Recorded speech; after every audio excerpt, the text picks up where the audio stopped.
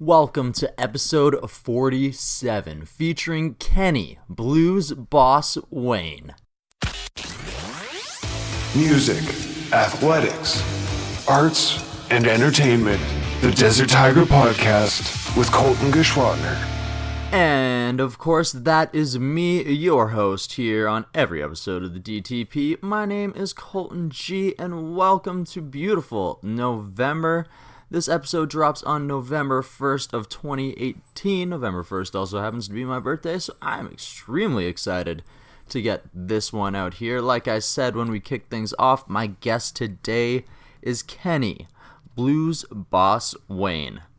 Inspiration and perspiration. That's what it takes to be a genius and a blues boss.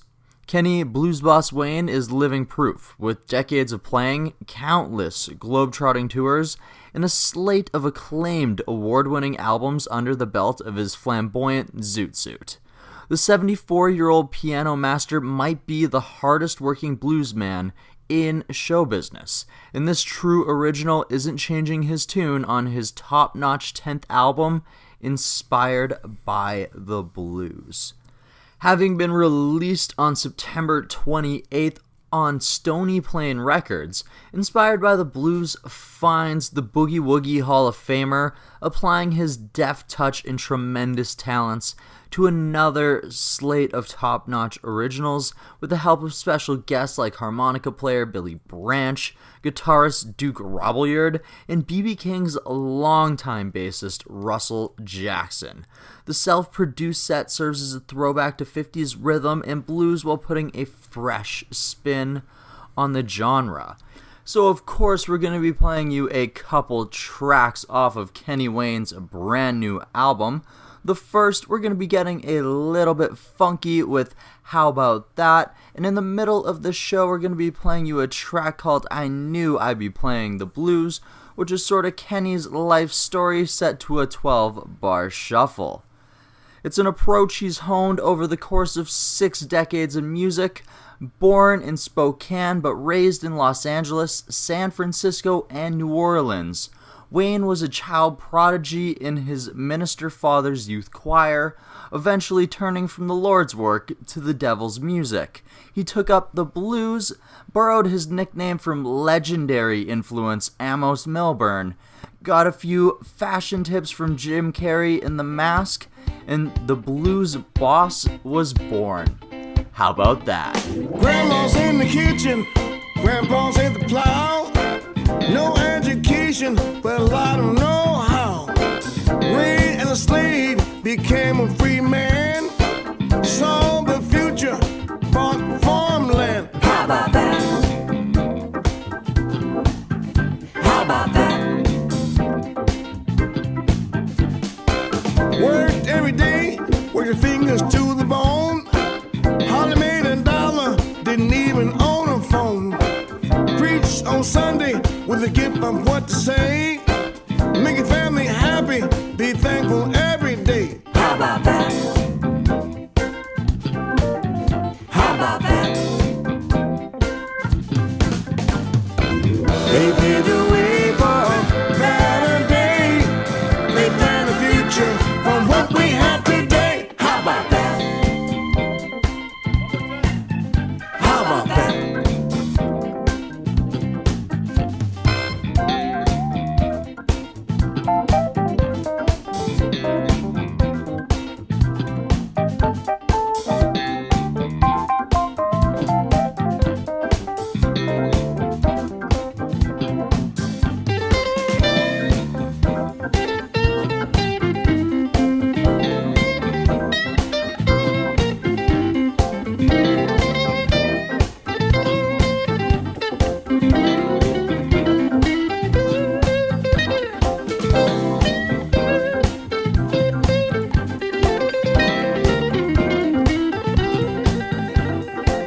Years went by, all the kids are fine.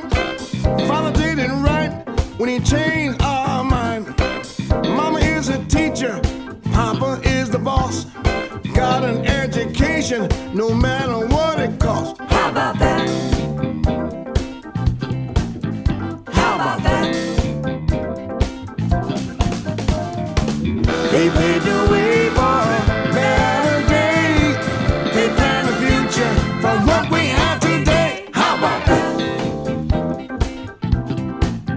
How about that?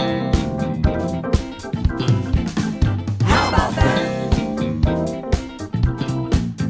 How about that?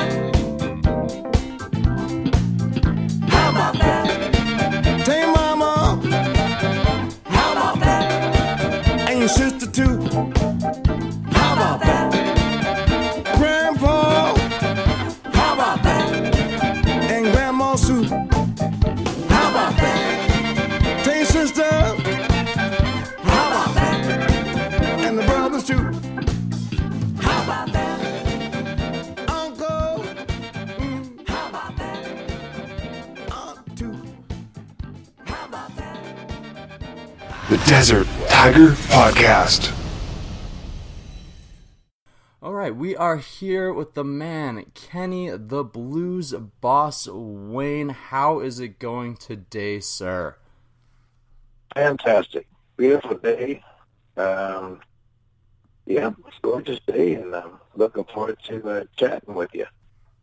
Awesome. I am looking forward to chatting with you as well. Of course, you are just off the release of your 10th album, Inspired by the Blues. But of course, I want to get into a little bit of the history before we get to the new album. Is that all right with you? Sure. Yeah. All right. Fantastic. Fantastic. So, where do things start out for Kenny the Blues Boss Wayne? Because I know that today when we're calling you that you're out in Kelowna, but you were born in the States and you spent quite a bit of your childhood traveling around learning piano, did you not? Yeah. Well, I was born in Spokane, Washington. And from there we went to New Orleans and then back and forth from San Francisco to Los Angeles. So I would say I spent most of my time probably in Los Angeles, my schooling and stuff there. My last stateside resident was San Francisco. So, yeah, I had a little bit of a start down that way. I don't know much about Spokane. I think we left when I was 7 months old or 8 months old. So Yeah. there's not much history I've got there. It's mostly in the Bay Area, in California. Okay, so it was California when you actually started to pick up music? Yeah, that's when I took my first lesson. That was but Dad was a minister, so it's just so many years in one church, and then moving on. So we started off in San Francisco. So that's where I took my first lesson. But my musical career began in Los Angeles. Okay. With your dad being a preacher, does that mean that like the first genre of music that you would have been introduced to would have been gospel then? Yeah. That was my foundation. Was the gospel. From then on, everything is kind of bounces from there. It's kind of the basic foundation, especially for Afro Americans that were done that would start from the gathering of the church sermons and the music that came from those churches kind of spread out throughout the community and into joints and clubs and what have you. Mm-hmm. So the gospel was my foundation. I did take a few lessons from a church choir director. Not 3 years. But most of it when we moved from San Francisco to Los Angeles, and I became part of the youth choir. And the youth choir, we sort of did songs by where it's pretty much we wanted to do something that was a little bit different than the senior choir, which we did mostly from the hymns that we were singing from. But youth choir, we were able to kind of spread our wing out a little bit and be the young singer. So that's why I picked up a lot of music by ear, because we didn't have music to read. So we put it on a record, and that's learned my part. The choir started singing, and that's the way it's kind of been for the rest of my musical career. It's pretty much, by ear. Okay. Was there like a initial backlash for you once you started to get influence from other types of music? There was, I'd probably say probably from my father, probably, but he wasn't as pleased. However, he did like the band. He was really into Mahalia Jackson and a lot of the local gospel groups, staple singers, and but the big bands like Duke Ellington, Count Basie, he was pretty much okay with that. That was I guess you could consider sophisticated blues. Mm-hmm. Joe Williams, and it was a little bit more, it was a little more sophisticated. I think it was a little bit, he called it more elegant, sophisticated blues. But he didn't mind that. It's the down home, that bucket, down and out, that kind of blues that he didn't really didn't appreciate. And we didn't have those records. My mother now hit those records. That's kind of she liked. She was a little bit more of a social. She was in a lot of social groups, so party type of ladies, and so they were more interested in the blues, R&B, shouting kind of blues that she was more interested in. So there was kind of a combination. So we'd have to actually play that music when my father wasn't at home, Mm-hmm. or go to my uncle's house, and he had it played all the time. So we had a couple of choices to hear, and I had a lot of my mother's friends loved to hear that music. So whenever they did throw a party, when we had a piano at the house, she'd go and get me in some boogie woogie for them, So it kept alive in the house. It was only not played when my father was in the house. So that was, it was gospel music when he was there, and the other kind of music, every other kind of music was fine when he wasn't. Okay, so your uncle and your mother definitely had a huge influence on your musical direction then. Yeah, because they were, they were party people, and my mother used to give me tips. She'd put a dollar in my pocket on cheese. So that was fun for a young guy like me at the time. That these ladies and their friends would they would put a dollar bill or 50 cents on the piano for me to play. My father's friend wouldn't dare go there. My mother's friends. So it was fun playing for her guests, I should say. Mm-hmm. Because it always put a little money in my pocket. That was great. From performing in front of your mom's friends and your uncle, where did you go from there? Did you start gigging out with various blues musicians, or did you stay within the gospel scene for a little while? Because it took about 20 years or so until you actually released your actual first solo record, did it not? Oh yeah. Well, I would say from, let's see, from 1961 to, I would say, was in I was in Los Angeles. Playing there in, I would say, 72, there for maybe 10 years.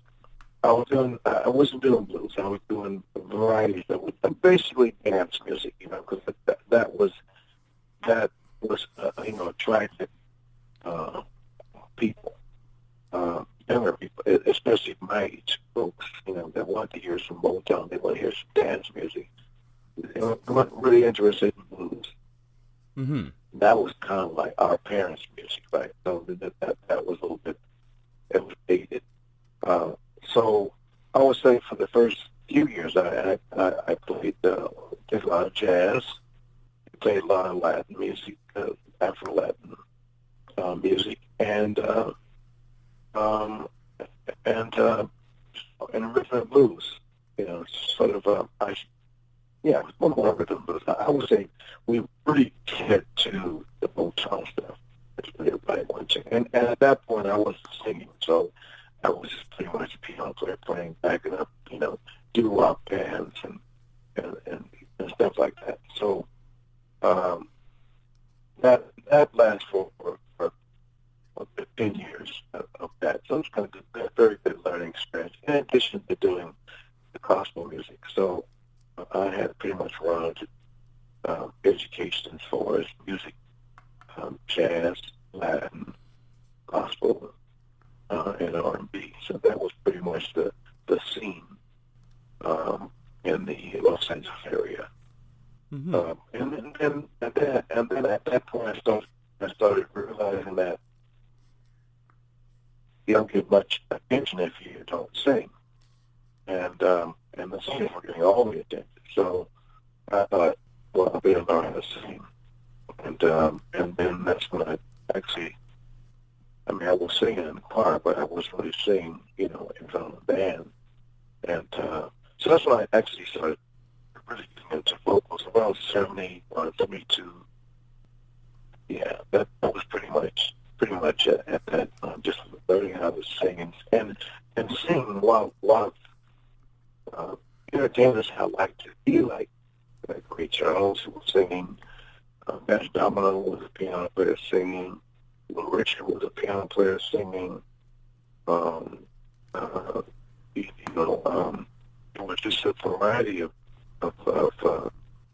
piano players that I liked, and their music. And I thought, well, they're singing too. So that's Billy Preston, Sly Stone, all those guys were singing and they're playing piano. So that kind of woke me up as far as starting to sing and kind of getting a voice, some type of direction.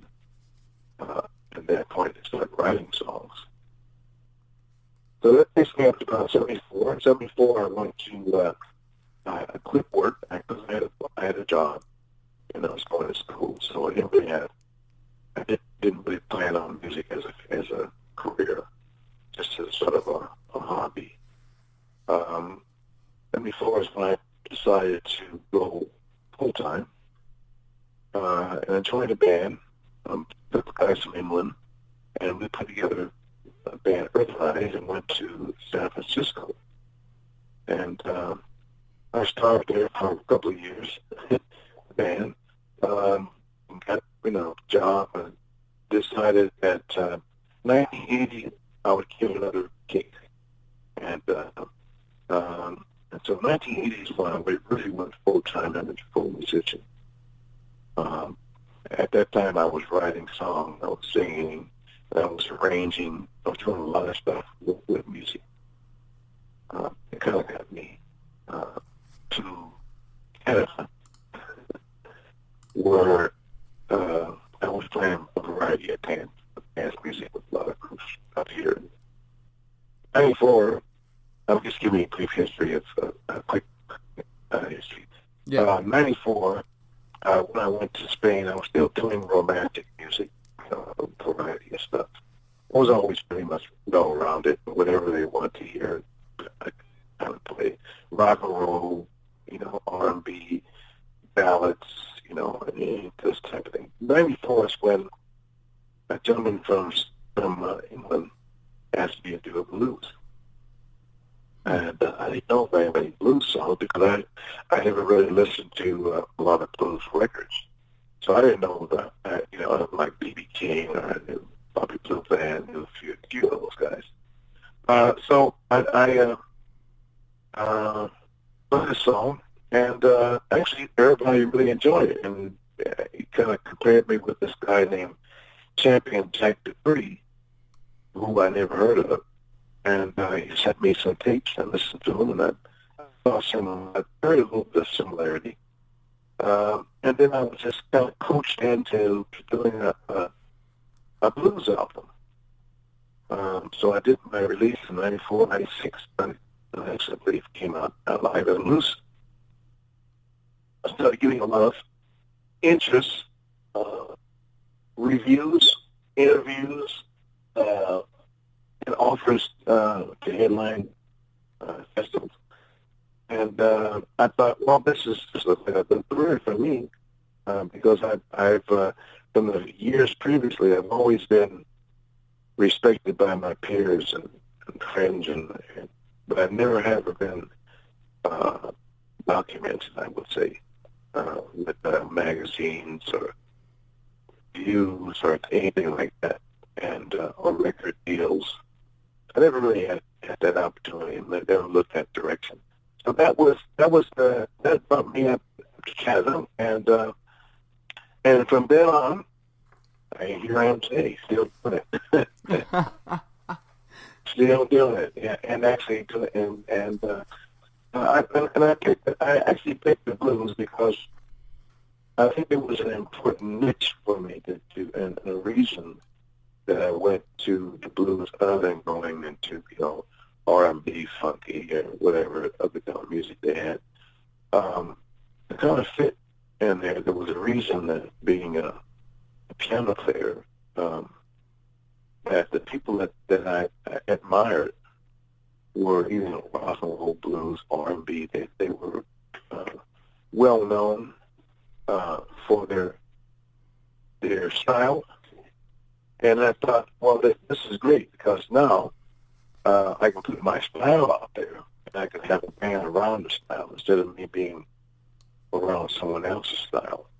Mm-hmm. And that got me to almost to the blues boss, but that got me to writing and getting some recognition. Of course, then I started getting nominated for Junos and Maple Blues Awards and awards down in the States. Write-ups in front of on the cover of magazines, and I thought this is something that I really like. This gives me some reason to stay with this music. Yeah, definitely. It's after pursuing so many different things for so long and sort of being an accessory to someone else's voice and someone else's style, I would be very confirming for you after so many years, I would feel, to actually have that recognition. Yeah, well, it took a while. I mean, sometimes you do things when you're ready to do them, and I had a lot of opportunities, and I met a lot of people and performed a lot of major acts, and sort of saw how they were operating, how the management was operating. So there was some lot of idea, and they gave me confidence, and I think that was the important thing, in having confidence in using your name as the main thing, versus say an obscure name for a band, which could be anyone. But so that was kind of a moment that. It sort of kind of clicked. And it clicked when I was in Spain. When I was in Spain, I thought, this is good. This is going to be okay. And it worked out great. No complaints whatsoever. The only complaint is, I don't know why it took so long, but it takes as long as it takes. It's true. It's sometimes you're not exactly ready for that role until the opportunity actually presents itself. Yeah. Well, and then too, being a leader, then you're responsible for the rest of the musicians, and you're like raising kids, and they're all depending on you to help them survive. And sometimes it's just easier to survive yourself and try to sort of, make a 4 or 5 piece band survive. My dad used to tell me that when I was really interested in music, he said, if you're going to be like a musician, be like Duke Ellington and Tom Basie. And so I used to tell him, I said, well, I don't know how you expect for me to be having a 12, 13, 14-piece band. Like, can't I keep 3 guys together? So that has never been like an issue. I used to always wonder, how in the world do they ever do it? I mean, how can you get a bunch of guys to follow a leader? It's got to be a pretty strong leader. I mean, it's difficult even, sometimes it's difficult even, and I'm, been around for a long time to get people to stop what they're doing and just be devoted. You sort of have to have some jobs, and you have to have something happening with, business-wise, or be a really good go-getter. So, so that's been a kind of issue I used to try to consider.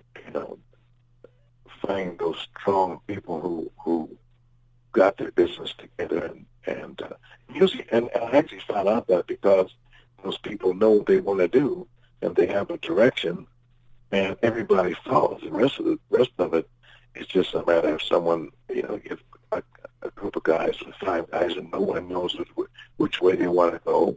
One wants to go this way, the other wants to go that way, and so you don't have a band. So it does take a focal point to figure out which way you want to go. And so that point takes a long time. And sometimes it just clicks, and you got a bunch of guys, and they say, we know exactly, we're all on the same page. Bam, let's go. Yeah. So that's music business. It's true. Sometimes everything just falls into place and it works. Sometimes you have to have that strong leader that needs to motivate everybody because everyone else has their own lives going on, and sometimes that may not be their highest priority. Yeah, and that's the thing. Yeah, and that's the $64,000 question, because everyone has these deep secret ideas that they want to be, and sometimes it sinks. It's in sync, and sometimes it isn't. I've been with lots of different bands that were very good, but they didn't have a direction, or maybe maybe there was an ego that was hidden and came out and decided that they'd rather go another direction that came with attention. Mm-hmm. So that happens with a lot of bands. I mean, even bands that are very successful bands, once you become successful, and they figure, well, okay, now I can brand down my own now. And without the band, sometimes it works, sometimes it doesn't. Mm-hmm. It's true. It's hard to find all those right pieces for that puzzle, because everyone has their own personalities, and sometimes those things clash. Yeah, that's right. Okay, so stepping into the blues, like after playing for so many years, did you find that you had trouble finding your voice within the blues at first, or because you had been practicing on your singing and everything else for about 20 years at that point, did you already sort of have that comfort? Oh, I'm kind of losing you. Oh, hello? There you are. Oh, okay. Yeah, you're kind of cutting it out. All right. Say it again. Okay, so I said, around 94, 95 was around the time that, you started playing the blues, but Like, so having already been a musician for 30 years, did you find trouble finding your voice within that blues genre? Or because you had already been working on your voice as a musician for 20 years, was that a little bit easier of a transition for you? It was easy because I was already singing. I was doing actually solo piano, and so I was actually singing. There wasn't. I think when I initially did my first record, I knew that there wasn't a big call for a lot of blues in Vancouver. Mm-hmm. And maybe there's probably one venue. So my thought was outside, or maybe in Europe, and that was my first. I know it's really difficult in the States. In the States, a lot of usually they're looking for someone who's been around for a while, who's got a name, so they're not really looking for someone just starting. And so I started focusing more on Europe, where I think the opportunities was a little more available to really get going, and that worked out really good because Europe they're more in tune to historical and roots type music, gospel, blues, jazz, type of things like that. Because it's been around for a long time, so they're really into the history of music and how it created and where it started and all that. They're looking for that blues, that really authentic blues. So that's kind of where I got my start over in Germany and France. France really started working out really well for me. Switzerland. So that kind of the blues market in Canada wasn't really there's probably a club or two clubs. A lot of clubs were closing actually at that time. They had their heyday, the blues R&B heyday. So I missed all that. So I kind of put it out there just to see if it would do anything, and actually it did. So that was kind of, I wasn't totally paying because I had to make some kind of an income, and a lot of places that I played, hotels and lounges, they weren't really interested in blues. They were interested in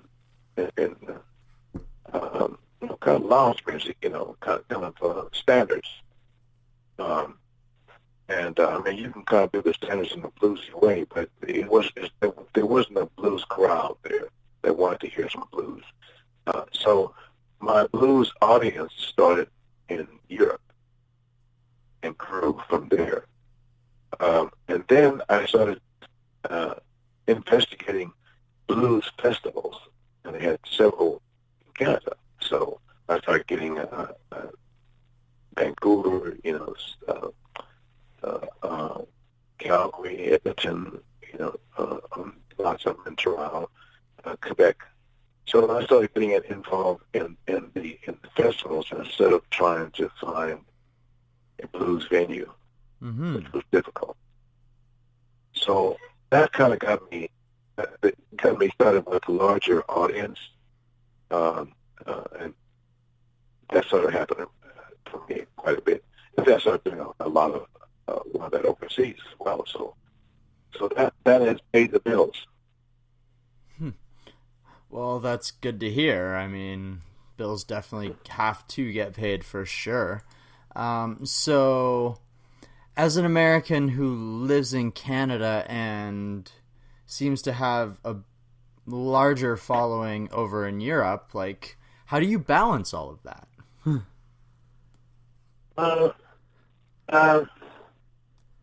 Well, I think that well,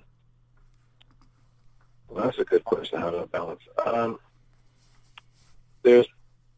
I think basically people are pretty much the same. I mean, well, everybody from here came from Europe somewhere, you know. So it's not necessarily a different uh, uh, types of people.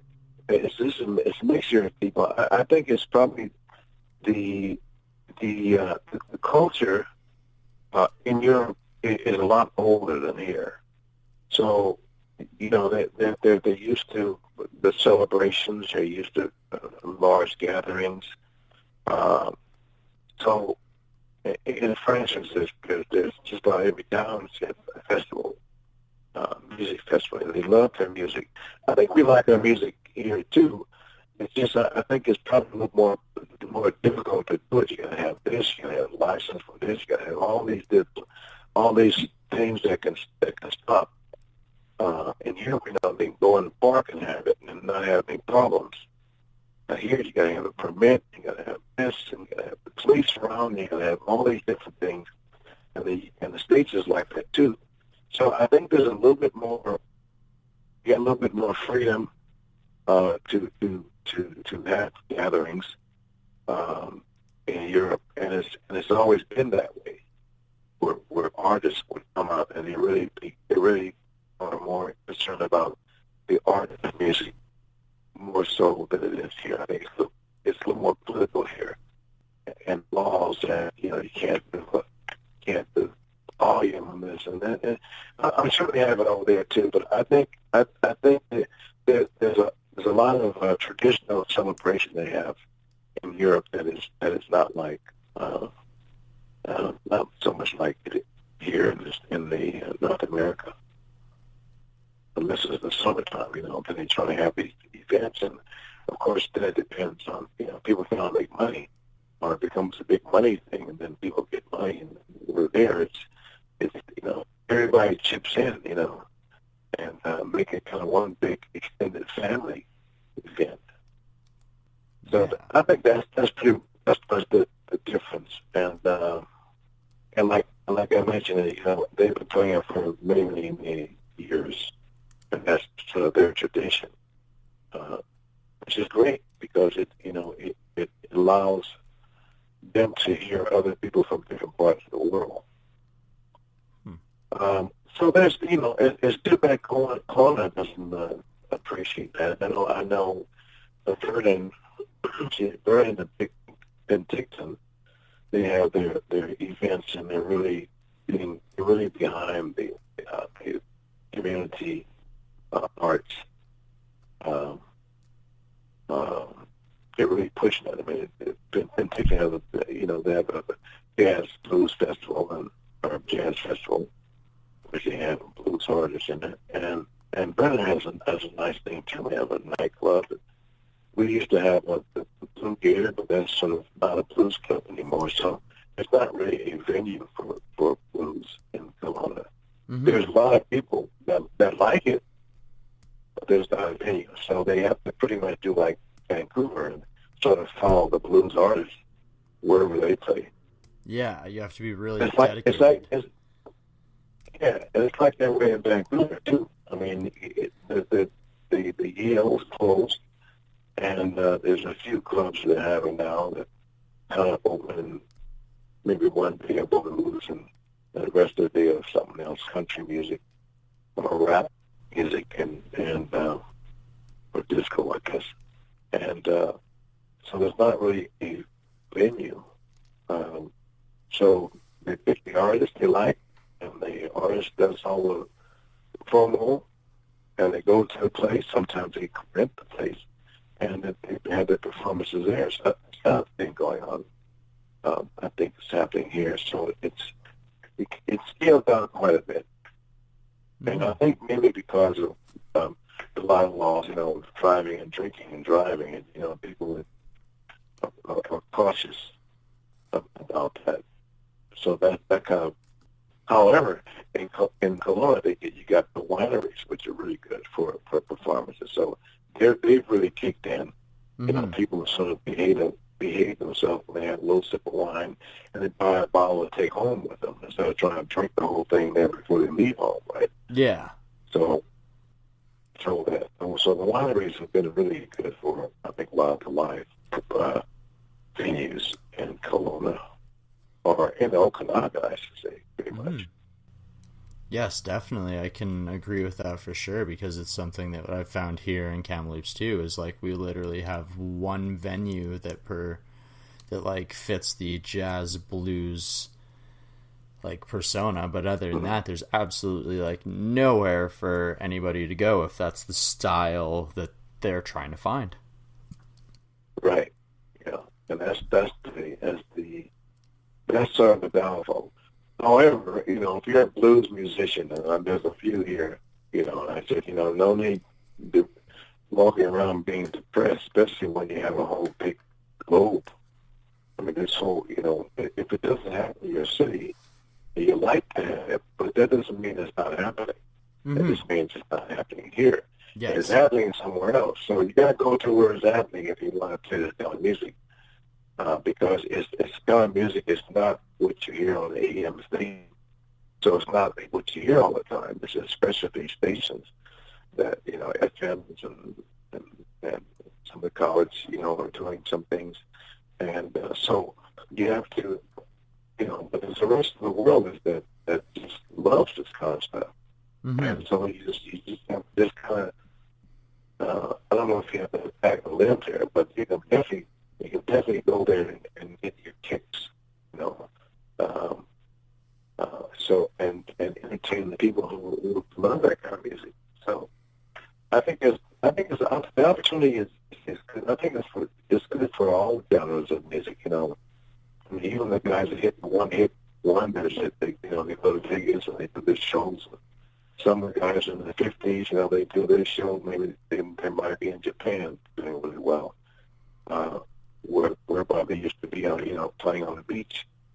So now they're in another country doing really well. So the world has opened up to blues, jazz, country, and gospel.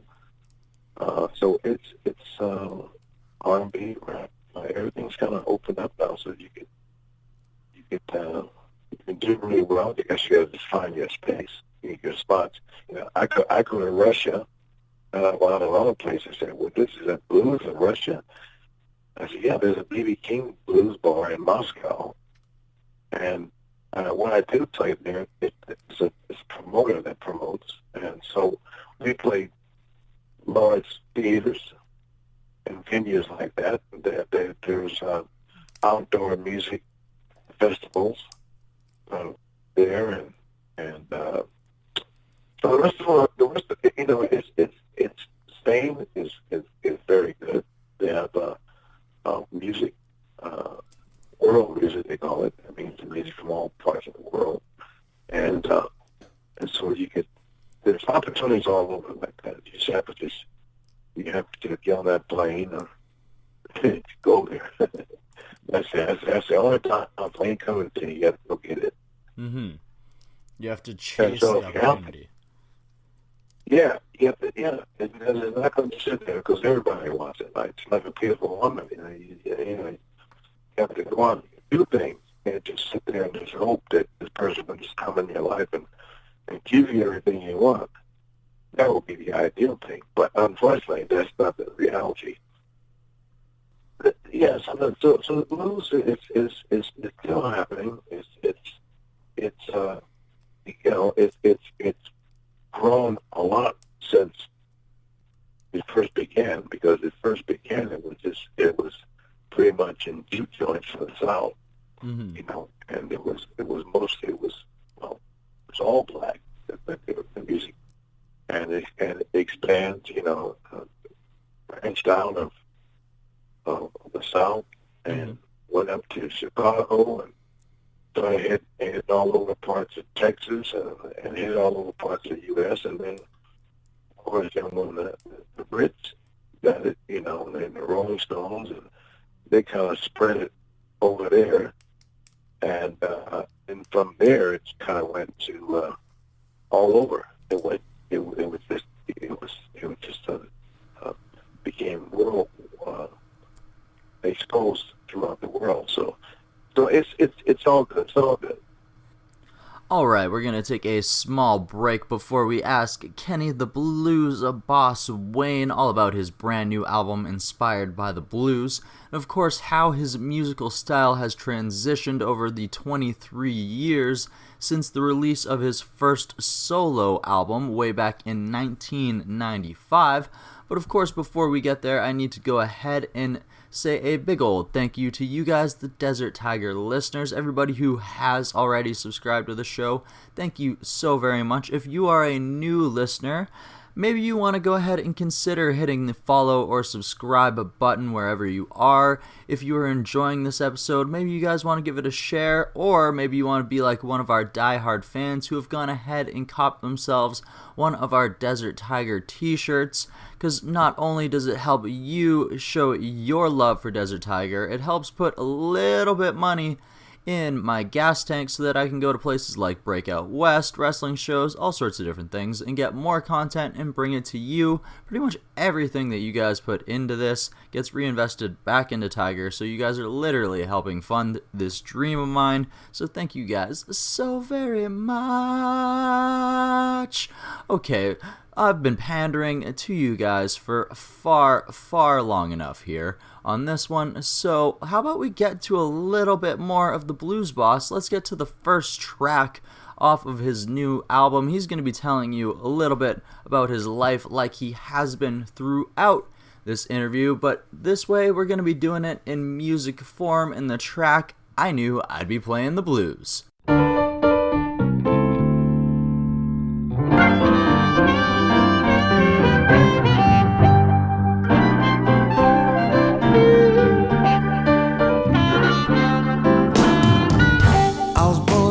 Church in LA town, you can hear the blues all around. On Saturday night, music was loud. Here comes the police to break up the crowd, and somehow sitting here playing the blues.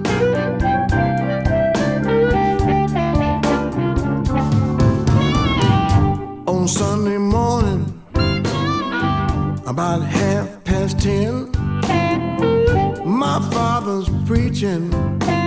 People said amen. Then Monday morning starts my work week. The money I earned wasn't mine to keep, but somehow I knew, Lord, I'd be sitting here playing the blues.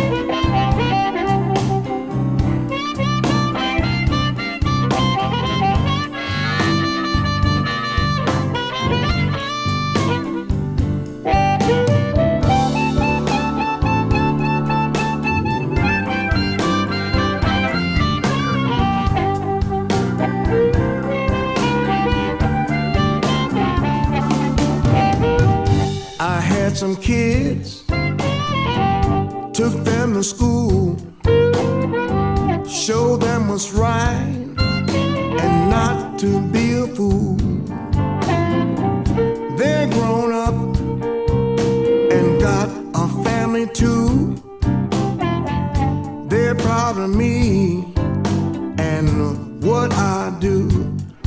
And somehow I knew, Lord, I'd be sitting here playing the blues. Have mercy.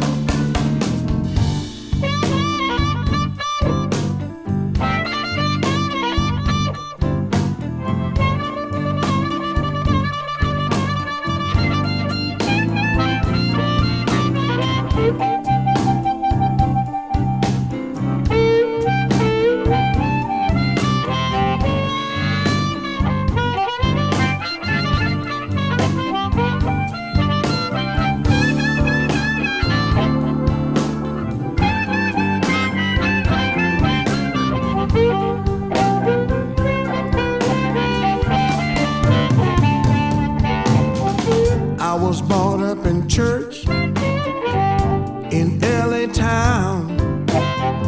You can hear the blues all around.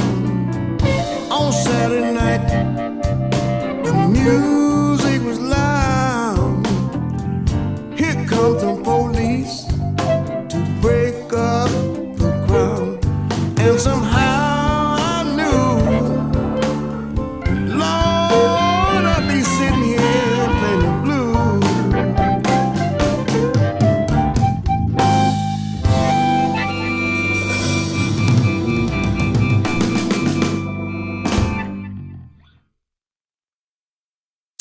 The Desert Tiger Podcast. So let's get into the new album here and your career as the blues. So how has your writing style in the blues and yourself as a musician grown and evolved since 1995's Alive and Loose up to this year's Inspired by the Blues? I would say I started off with living and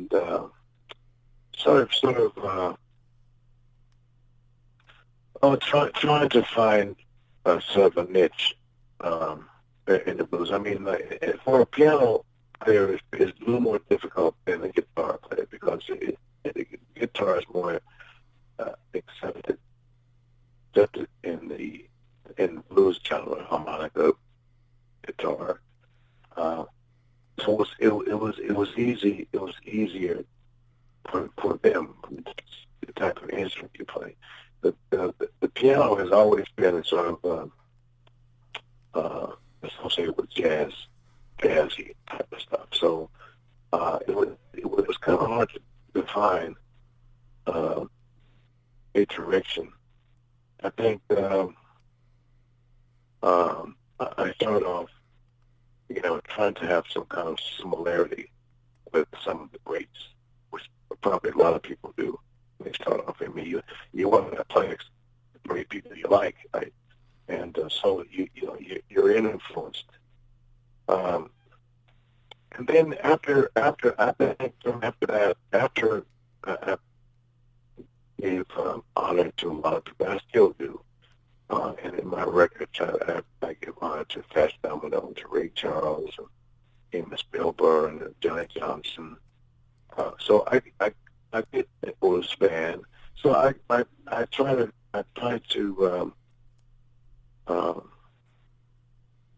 include them, the style, if not them, that style in my recording.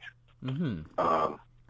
And I think after you do that for some years, you get the influence, especially when you get a chance to play with other people. You get different ideas. And then I started homing into my own. I had a little bit of the gospelish, I would say, kind of gospel blues.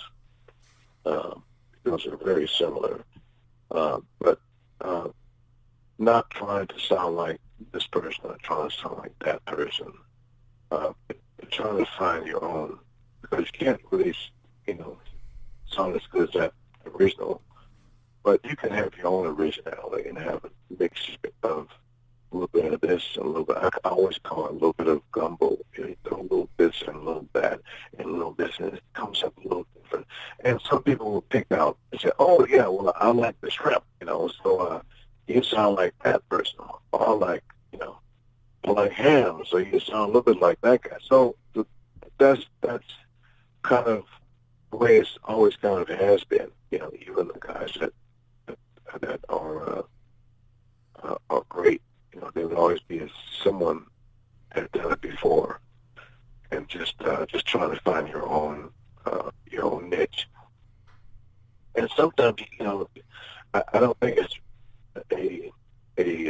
for me, it wasn't a search I got to desperately find something else. It's just sort of it sort of naturally evolves into your own thing, and not trying to sound like that person, but just a specific person, but just kind of playing what you feel in your heart, and that kind of comes out.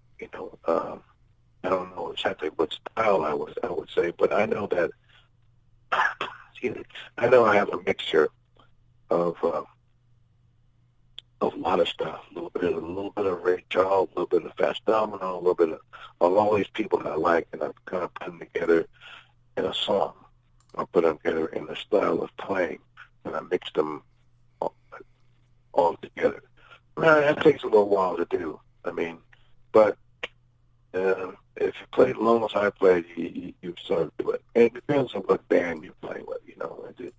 Certain bands bring out a certain theme, and you play differently. You don't play the same way with everybody. So that brings out, your conversation is not the same with everybody. There's a little more in depth than some people just talk. Just a friendly conversation, and so music you sort of play that way. This particular record is a little bit more in depth, I think, where I was trying to show, I guess, different styles of piano playing throughout specifically the U.S. from the West Coast style piano blues to a little bit of the New Orleans. There's Kansas City and St. Louis style, which is kind of big place. I think still West Coast, and then the Chicago. So I want to show in my inspiration in having all those qualities on one record, instead of me saying, well, this is going to be strictly a Chicago record, or this is going to be a strictly a St. Louis record, or this is going to be a New Orleans record, or this is going to be a Texas West Coast type of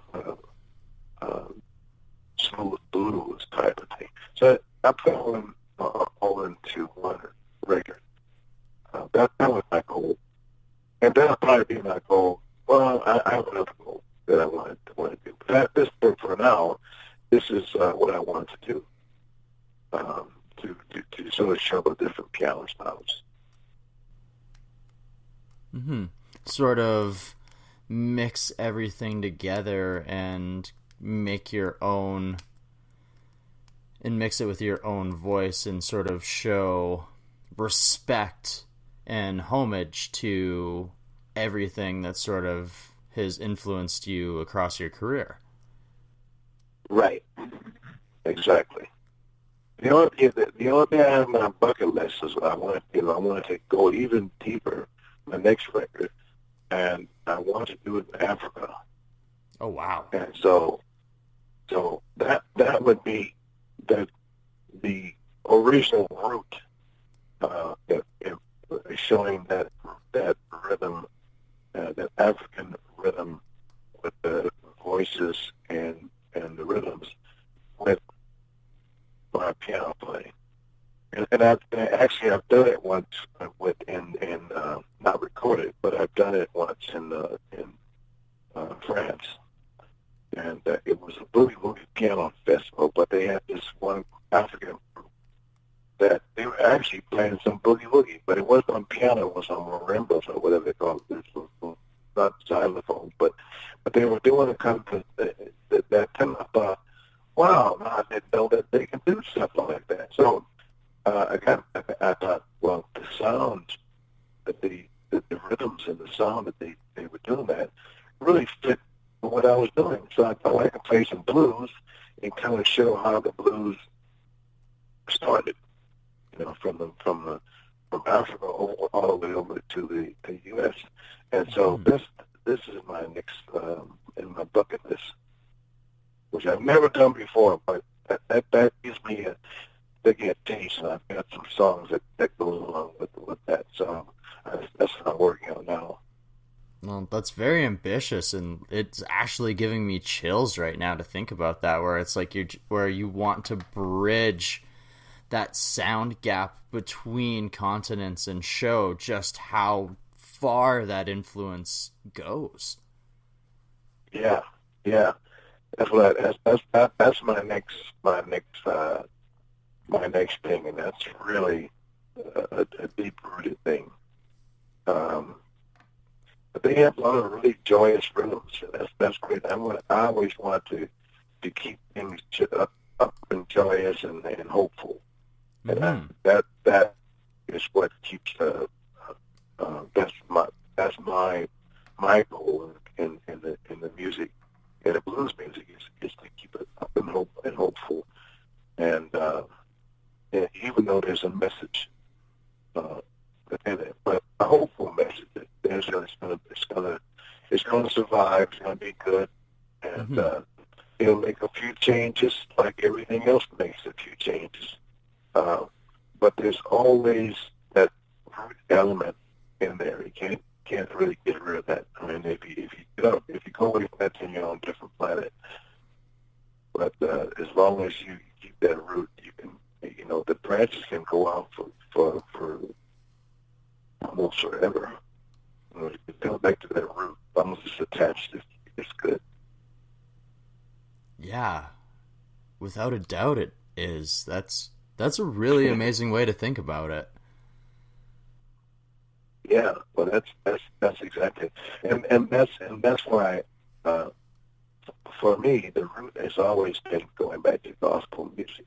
Going back to gospel music, but it all has that same, everybody that I know, all the piano players that I know that play piano, blues piano, have got their roots from the gospel church. Now, there's some some great piano players that are studied and more classical. Not so much the blues. You get more pop music and classical music. That would probably be the direction for them. But I know for some down-home blues, they always got that church thing, and it came. Ray Charles is a good example. That movie Ray, where he's playing all those songs, and they're really gospel songs, and a lot of people realize they're gospel songs. He just changed the lyrics, and so they start dancing. I mean, some of these churches, if you ever been to the church down the south, those people on the gospel songs, they get up and dance to those gospel songs. So I know they do the same thing in those two joints. Exactly the same thing. It's just because it made them feel good. And so that's what music is supposed to do, make you feel good. So, yeah, when it reaches down to your soul and actually makes you want to jump out of your seat. Yeah. And they do, and they do. Last week I was in Richmond, Virginia, which is outside a folk festival. It was the largest, the mothership of folk festival, had 240,000 people for 3 days. So you figure about 80,000 per day, which is quite a bit of people. And this folk festival was fantastic. I did a workshop, and actually the lady right next to me was Jerry Lee Lewis's sister, Linda Lewis. And so we were talking to the audience about music and talking about the devil's music. And So anyway, I said, well, that's a, that's a subject word. I'll make it real short. But that's a subject word where it sometimes gets really a bad rap because the blues is not really devil's music. The music is the deliverer, the one that has the vision of how they want people to perceive it, and so I think I was to play the song. I said, I'll give you an example. We're going to do a gospel song. I did a gospel song, like when I said Jesus, and he lifts me in the sunshine and the stars and what that. And so everybody, and I know there's a lot of people on there that are church boys. But anyway, so I played the same song, and I just changed it to this girl over here that with the red dress on, and she's that dress is so short, where you can see everything, and I kept the same music. And so now that it was considered devil's music, only because I'm no longer singing about Jesus. I'm singing about trying to get lucky. I'm thinking of myself, right? Yeah. Or the other one is thinking, So I said, so if you mix that with alcohol, then you get the tendency of jealousy will come in. So now you're talking about, you're admiring someone else's woman, and that person doesn't really appreciate you doing that, and you're saying about it, and so now there's going to be a fight. Yeah. So I said, so now the music and the drink. Now, if everybody was saying that, if you're doing that, and everyone was sipping tea and coffee, you'd probably just laugh that off. Oh, he's being funny, yeah, he's over there. But now, as soon as you throw a little alcohol in there, now you can say the same thing. And then now these guys are in a brawl, talking about my woman. So I said, so the music is innocent. It's like a little baby. I mean, you can teach a little baby to be a little brat, but basically it's a little baby. So you're in control of that music. And so if you're the kind of person that thinks that you want to do detriment to someone, then you will say it that way. And so, I had a lot of people come up to me afterward and they say, that makes a lot of sense. I said, yeah, well, I mean, it always interests people to have the good and evil fight each other. I said, but the music, and then I played the song. I said, now this sounds like devil's music, and I played a bit.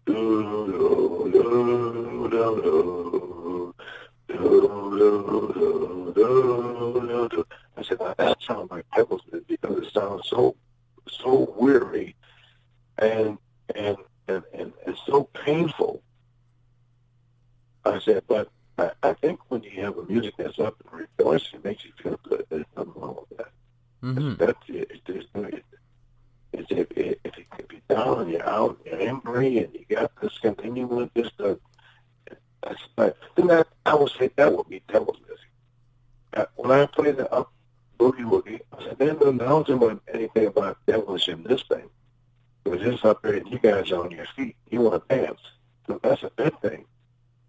So anyway, that was my little speech. And actually, from that little speech, I just got an email today that they want me to do Folk Festival in 2 other states for next year.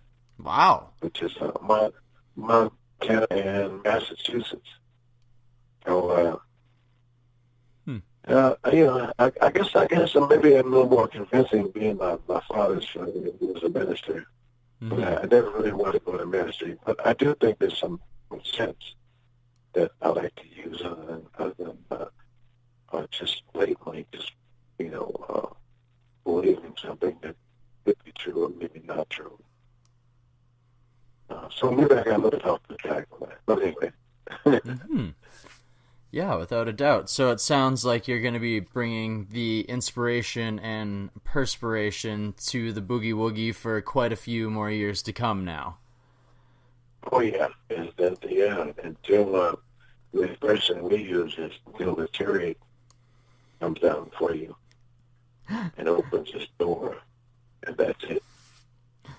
Well, and then you play music wherever you go. I don't know where the next place is, but anyway, at that point, you're because a lot of people say, "Well, what do you do to retire?" I said, "Well, what am I going to do when I retire? What is there to do at retire? I don't have a second thing that I can't wait to do.